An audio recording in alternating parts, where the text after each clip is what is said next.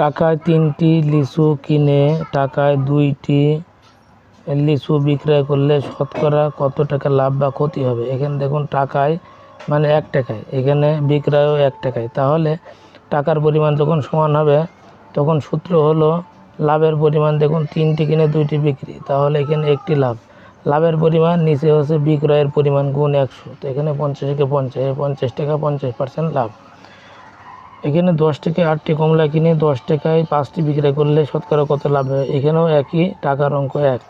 তাহলে এখানে লাভ সমান হবে শতকরা লাভের পরিমাণ নিচে বিক্রয়। লাভের পরিমাণ দেখুন 8টি কিনে 5টি, তাহলে লাভের পরিমাণ 3। 3-এর নিচে বিক্রয়ের পরিমাণ 5টি, তাহলে 3/5 গুণ 100।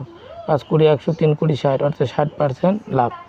বর্তমানে 5 কেজি আলুর দাম আগের 4 কেজি আলুর দামের সমান হলে শতকরা কত লাভ হবে। এখানে লাভ হলো লাভের পরিমাণ দেখুন 1 কেজি